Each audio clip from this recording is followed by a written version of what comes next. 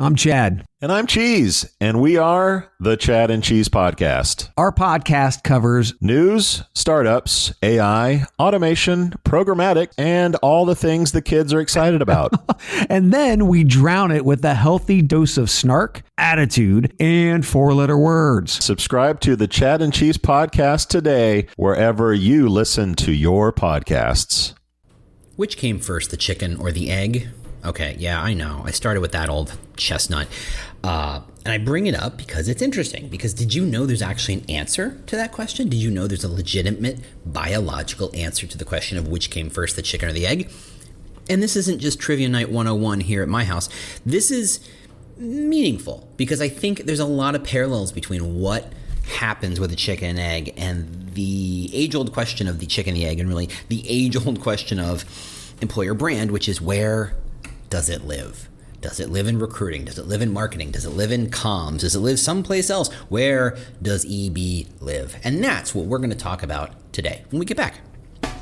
Welcome to the Talent Cast, the world's most caffeinated employer brand podcast. I'm your host, James Ellis, and I've been doing employer brand for years now, and I absolutely love the industry. I love how it's growing. I love how it's changing. And I've tried to do my part to elevate the concept, to get everybody to understand the power employer brand can have in hiring, attracting, and retaining talent. So we try to really focus on driving home the idea that this is a calling and a craft. It's a lot of getting your hands dirty, but it's also a lot of big strategic thinking. And that's where we kind of live, that kind of Venn diagram, the intersection between those, the big ideas, and the getting the details right. So we talk a lot about employer brand and how to do it right and how to think about it and how to look at your problems in a whole new way. Ready to rock? 1, 2, 3, let's go.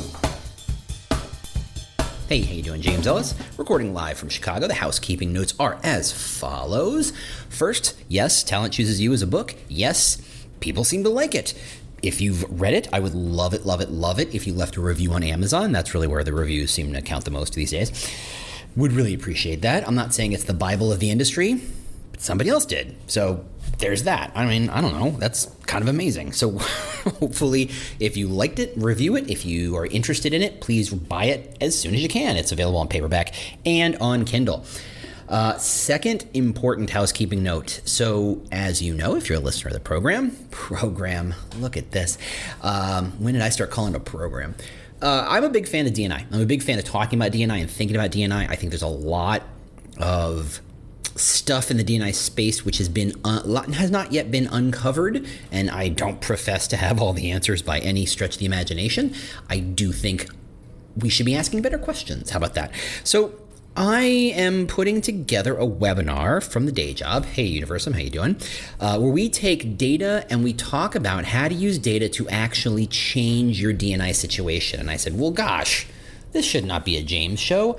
There should be more people involved, people with better perspectives on some of these situations. So I'm bringing in Gabriel Hitt, who you may not know. He is a bit of a quiet rock star in Universum. So if you're one of his clients, you know him and you know how great he is. But I'm also bringing in Torin Ellis, which is a name you may be familiar with, not just because we share last names. And by the way, we're not related, and that is a much funnier joke when you've seen us in person. But he is an amazing D&I thinker, strategist, speaker. So he and the three of us are going to get together in about 2 weeks to do a webinar on how to use data to make changes in D&I, not to do more than just counting headcount and tracking where you are, but really to say, how do you make changes? How do you make positive change in your D&I thinking using data? So I'll put a link in the show notes. It's a little webinar. If you can't make it, I totally get it, but register and we'll send you the video and you can hear our amazing words recorded for all time, right? I'm not saying we're sending it to the moon or anything, but hey, it's digital, so it lives forever, right? Otherwise, subscribe to the newsletter, all that stuff. So let's just skip past all that. We're good to go. Let's talk about the chicken and the egg. Yeah, so let's just start with the answer to the chicken and the egg. And the answer is, of course, to take the riddle apart a bit more.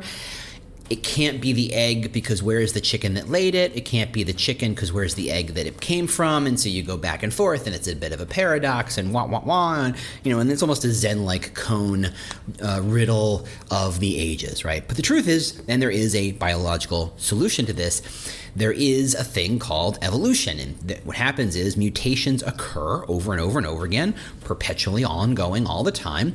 And at some point, what's referred to as a proto-chicken and a proto-rooster got together and played a little Barry White, or whatever the chicken version of Barry White is, right? You know, for those of you who are too young to get it, I guess it's, I don't know. I do not know what the millennial Gen Z equivalent of Barry White is, and frankly, I'm okay with that. So you play a little Barry White, the chickens get together, chicken and the rooster gets together, they love each other very much, right? And suddenly it's an episode of Where Did I Come From? And mutations happen as they lay and then fertilize the egg. And what happens is what laid the egg is not a chicken, but what comes out of the egg is a chicken. And in fact, it is a form of evolutionary design. Well, though design may not be the right word, because that opens up all sorts of different kind of Pandora's boxes in terms, with the word. But simply put, chickens and animals evolved, and over time they evolved till it became what you and I see as a chicken, right? And I don't know if you've seen the memes where they look at birds and they not take apart, that's weird, but where they show you birds and they show you the diagrams of how birds work. And, once you take away a lot of the feathers, you can see that they're clearly dinosaurs, and dinosaurs are reptiles. So you can see in a very, very, very, very, very, very, very long chain of events, reptiles laid an egg, and at some point it evolved into and hatched out a chicken. Why do I bring any of this weird biological conversation up at all? Great question. Thanks for asking. Yes, it's me in my dining room all alone. I have to make my fun where I can, and pretending you're asking me questions is just one of the ways I like to have fun. And now you know more about me. So I bring it up because someone asked me a really good question online, and of course I forgot to look it up before I came here to make sure I got the name right, because it's not someone I'm besties with, but someone on LinkedIn. I chit chat with everybody on LinkedIn. Hold on, I'm going to pull it up, make sure I got it. Yes, it's Gary Neville. There it is. I knew it. Gary Neville asked the question about where does employer brand live, and I won't read the whole question because it's semi-long convoluted, but the gist of it is, where does it live and how does it live there? And the truth is, it is the age-old question of employer brand.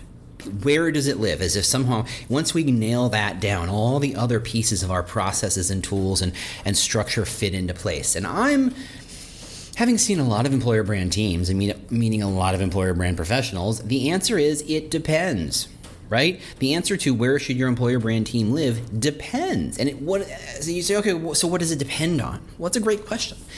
What I think it depends on mostly is, where is the immediate need for employer brand thinking? So in some companies, or the most classic case is, recruiters are having a hard time attracting talent.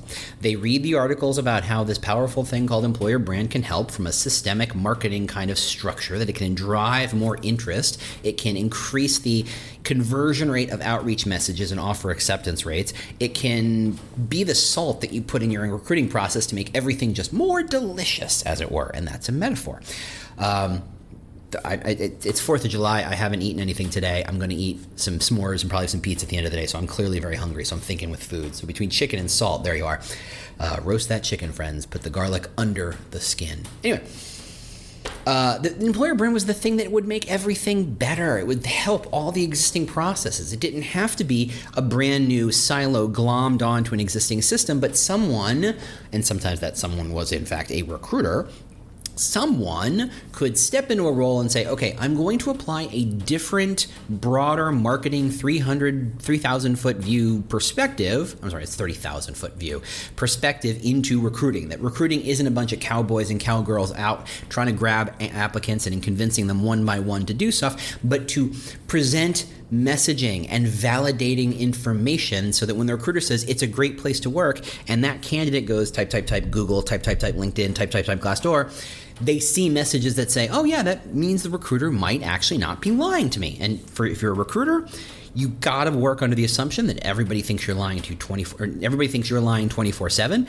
not because you are, but because it's a safer way to work. If someone's selling me something, I assume they're lying to me 24/7. That's just their job. They're incentivized to tell me what I want to hear so I can buy the thing. Nothing personal, and I'm going to guess 99.999% of the time you are not lying, but it might behoove you to work under the assumption that everyone thinks you are. Anyway, sidebar, coming back, tangent over. the employer brand is about bigger processes in the same way that marketing is about creating interest and creating demand, so that when the salesperson calls and says, do you want to buy a Fuller brush? Do you want to buy a vacuum cleaner? Do you want to buy some shares in Mary Kay or whatever it is? You don't go, you're who now? With the what now? And the why? And the salesperson has to start from square one, explain what the company is, what the product is, and why you should do it, and that takes a long, long time. But if the person that salesperson is talking to has been inundated with messages on radio, and I don't know why this turned into a 1920s kind of Fuller brush routine. I mean, I'm old, but I'm not that old. I'm also thinking of an Abbott and Costello routine about vacuum cleaners that no one who's listening to this will get. Sorry, I'm going to bring it right back. But if marketing shows up and marketing puts radio ads and TV ads and ads on your Spotify and ads on your banners and Facebook and Twitter and LinkedIn and Instagram and all that stuff saying, hey, there's this product and you really, really might like it, you're suddenly going to, when someone walks up and says, hey, would you like to buy this thing? The ground has been laid, right? You don't have to start with a clean sheet of paper or a blank piece of paper to say, this is what this product's all about. Suddenly, you have that target, that prospect, that person you're talking to has some information, is already predisposed to listen or not, right? They immediately go, nope, I already know what this is. I'm not interested in all. And that saves the salesperson time to go to the next target. Recruiting's the same way, right? You're going from target to target. You're going from prospect to prospect. You're sourcing, you're banging the bushes. You're doing whatever you're doing. You're hoping that someone pays attention to you. If messages are already out there, if the candidate has already heard that you are a positive force in whatever field you're in, that your company is doing amazing things that they might care about when you show up. If they think that, this is a much better sale process. This is a much better recruiting process than if you have to start clean. Every recruiter knows that. I'm not reinventing the wheel here. So if your problem is we have a recruiting problem and we need to solve it, unfortunately in America, in the States anyway, in the Americas, most of the solution for a long time was very much about let's buy more ads. And the media, industrial media complex has done a great job saying, hey, you're a great company. You just have to tell everybody about it. Well, yeah, but buying more ads to saying the same ad and the same job openings and the same job postings is not getting the message out. It's simply spending more money to be louder about the stuff that isn't quite working. It's not the same as branding. It's an advertising game. Now, not to say that advertising is bad. There's a place for it. There's a value for it. But it's not the same as branding. In Europe, in UK, branding made more sense at the time rather than spending money on advertising. And I think it's interesting over time. Historically, we've kind of started to go in each other's direction. We're crossing the paths where the states here were thinking more about employer brand and driving a lot of great employer brand work. And over in Europe, they're thinking more about technology and ad spends far more than they ever were before. And I think in a lot of cases, a lot of the smart thinking is happening over there when it comes to recruitment marketing. Another digression. On this podcast, I know, I'm shocked too. So that was the thing. You made employer brand live in recruiting because that was the client that was serving. That was the value. But that's not, necessarily how God intended it. No, Moses did not come down from the mountain with three tablets, and one of them says, oh, and by the way, commandment number 11 is thou shalt stick your employer brand team in your recruiter marketing, in your recruitment team. That's not how it works.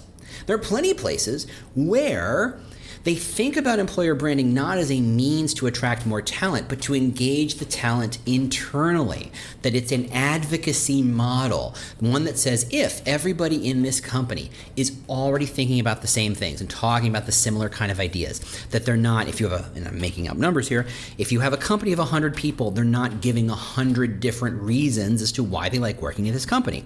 Not to say they all need to be parrots and they all need to spit out the exact same lines over and over again, but there needs to be some sort of congruence, some sort of alignment around some core ideas.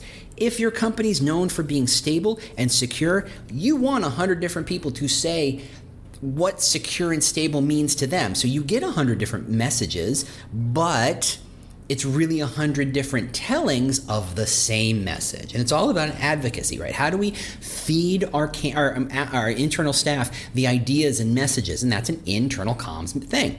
And you support it with internal comms tools. It's all out of internal email, maybe a referral program. Maybe, there's all sorts of ways you can say, look, employer brand starts with internal engagement, leading to advocacy, leading to knock-on effects of supporting recruiting probably down the road, right?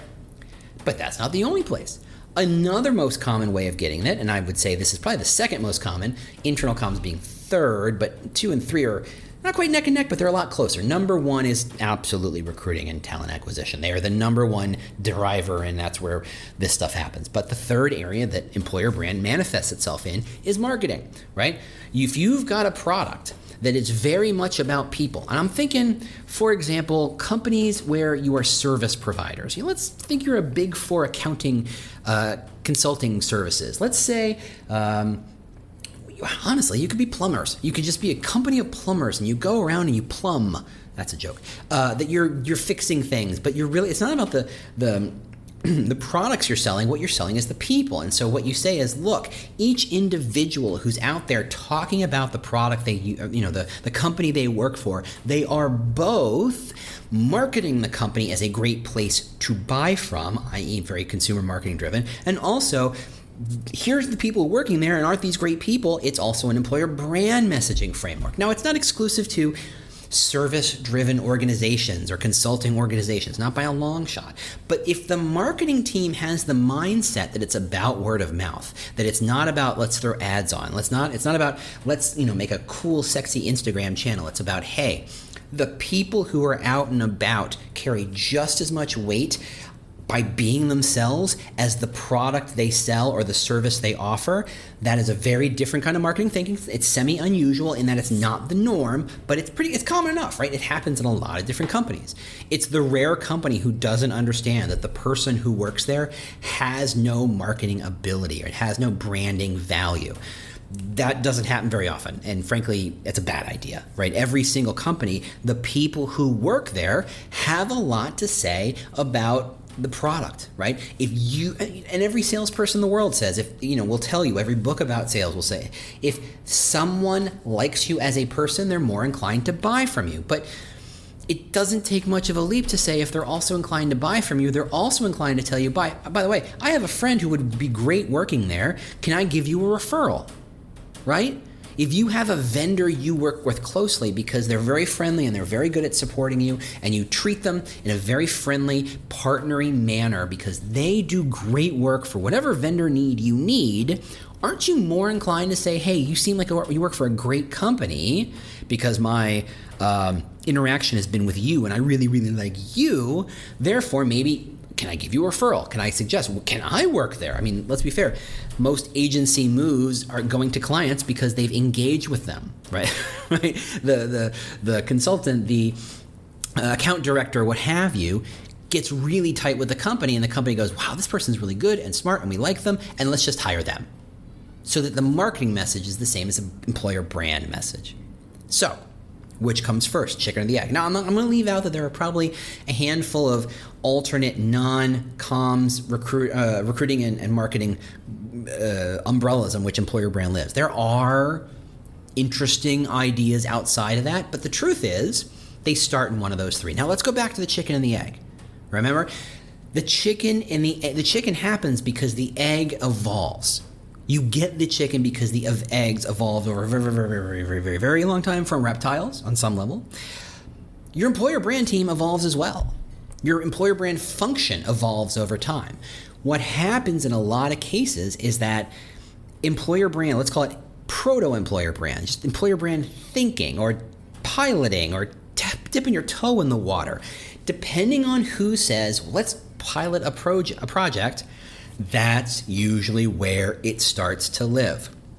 If for whatever reason the company doesn't need the recruiting help quite so much as it needs marketing help, marketing puts out an advocacy conversation. They put out hey, let's make our staff, not only are they driving a lot of our marketing sales, but let's connect the dots and say, look, let's help them make marketing sales, but in so doing, you're also applying a lot of employer brand thinking that says this is an advocacy kind of model, but because people like them for products, they might also like them as potential coworkers. And thus, employer brand starts to live in marketing. Is that the right answer? I don't care. I don't know. But you got to start somewhere. In the same way that the chicken wouldn't have existed until the proto-chicken and the proto-rooster got together and Barry Whited it up all over the place, you couldn't have the employer brand function. So wherever it starts is pretty much where you're planting that seed, not to extend that chicken metaphor any longer than it needs to be. But that's where it takes root. And that's where it learns to be what it is, and that's how it evolves. If it's comms who needs to drive some advocacy and employee engagement, and they say, okay, we need to get our employees more engaged in the work, and they start to apply some employer brand thinking such that they're starting to do employer branding without realizing it or frankly even labeling it that. I've had conversations where companies are looking for employer branders, and they're going to stick them in the internal comms team because they know they need it, and they've been kind of playing footsie with it for a while. The internal comms people have been working and thinking and talking about that space for a while, but without any real deep knowledge in the space. Therefore, that's where employer brand lives, in internal comms. Or if in like 60, 70% of the companies, it's about how do you solve our recruiting challenges, then that's where it lives. Now, what happens is, unlike the chicken, though frankly, truly, the chicken has evolved. We've forced it to evolve to the point where its breasts are so big and juicy and delicious because that's what we eat, that they can't fly and they can almost barely support their own weight. But that's a industrial farming conversation I do not want to get into. Not that I'm a vegan or anything, but you know what? That's a tangent too far for me at the moment. Employer brand functions evolve as well, and frankly, wherever you start is fine. So I think the first kind of check the box, make your note is that there is no right answer as to where your employer brand should live. Let's get rid of the word should. If it lives in marketing, it's going to have access to a whole different set of tools and opportunities than it would if it lived in talent acquisition, if it lived in internal comms. Neither is good, neither is bad. They all have pros and cons. Living in talent acquisition is great, except for the fact that there's probably no budget and the tool sets are limited. Working as marketing is great because the tool sets are great and they probably have access to more budget, but the impact they make on recruiting may not be clear and they might not be well integrated with it. Working in internal comms is great because you have access to leadership probably a bit more than you would on talent acquisition or marketing side, but you probably don't have the budget that you would in marketing. It's all pros and cons. Again, no right answer. So let's get rid of the word should. Where should it live? Throw it away. Wherever it lives is the right answer. But that's not the only question. The question I have is, how does it move forward? I'm really of the belief that the platonic ideal of employer brand is to literally disappear, is to literally dissolve itself. Which is interesting because employer brand is functionally injecting a new kind of thinking into an organization and then hoping that that thinking integrates itself with all the other levels of the company to the point where there doesn't need to be a point person or a function or a team that just does that. I'm thinking about companies where it's so well integrated that you can't really tell where employer brand ends and consumer marketing begins, or where employer brand ends and internal comms begins, or where, best case scenario, employer brands ends and business leadership begins. That there's no real line, there's no line of separation, there's no wall, there's no silo there, that it's simply an idea that lots of different people help kind of manifest and execute. Now, maybe in that case, you still need, the point person to keep saying, look, employer branding is different, right? It is different than every other kind of branding because it is about quality, not quantity. It does use a different set of tools. It does have a different set of expectations and output. So maybe it doesn't completely dissolve away, but maybe the function does. Maybe there's a point person who says, okay, my job is to work on the brand, but from a focus of how does this affect how employee engagement and candidate application rates and offer acceptance rates. Because I think that is the platonic ideal, that there is no such thing as an employer brand team, but there is such a thing as a brand team. And that means investor relations, that means consumer marketing, that means internal relations or internal comms to some extent. It means, depending on your company, maybe marketplace relations. There's all sorts of places that you do branding and you need to develop markets, and your applicants and your employees are just one audience, right? We've talked about this before. There is an idea of what the brand is. And I've talked to people, and it's still funny. No, literally the other day, someone says there's no need for employer brand because we just apply the consumer brand internally. And I was, yes, that's exactly what you want to do, but let's not which is funny because he was in fact an employer brand professional at that company. It's a completely valid approach to say, look, we don't need our own EVP, we don't need our own pillars if you can look at a well-structured corporate brand and say, I understand how to connect the dots and communicate this idea, this concept to applicants, candidates, and employees. In that case, there is an employer brand team, but there's not really an employer brand function. Their job is to look at the same brand that consumer is and corporate is and investor relations is and say, okay, how do we take this core idea and connect the dots to our audience? That is in a lot of ways the platonic ideal of where your employer brand is. Thus, your employer brand team is not any longer beholden to talent acquisition limitations, talent acquisition expectations, marketing expectations, et cetera, that it can start to figure out, how do I play the most important part? How do I play the best, most impactful role in this company?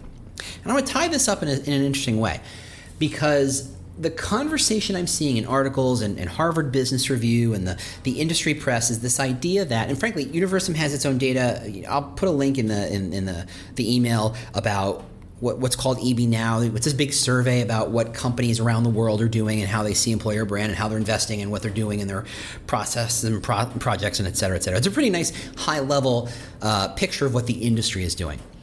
And it's fascinating because on a lot of levels, the bigger trend, the macro trends, and it's been highlighted and reinforced by COVID on a lot of levels, is that 3-4 years ago, the number one thing that drove a candidate to be accepted, number one thing that a company looked for in a candidate was a skill, a technical skill. Could they do a thing? Could they tell us about blockchain when we needed blockchain help and no one internally knew anything about blockchain?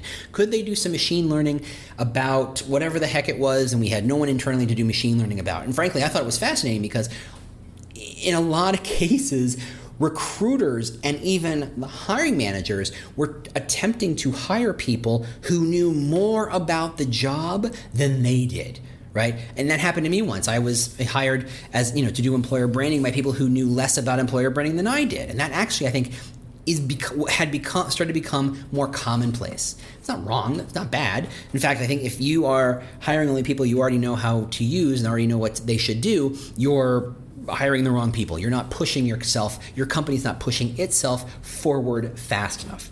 But this goes into this header of agile leadership, agile companies, agile structures, agile businesses.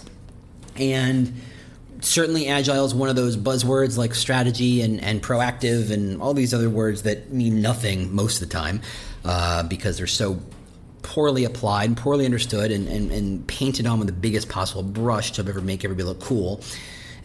Yeah, what are you going to do?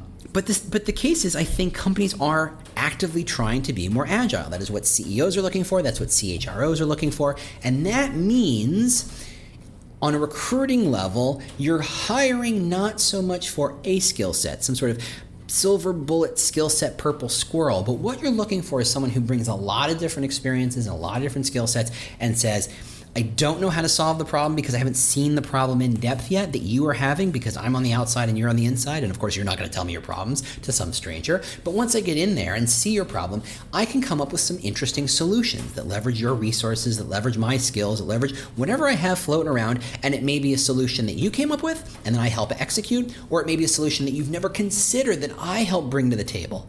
That's what agility from a talent standpoint looks like.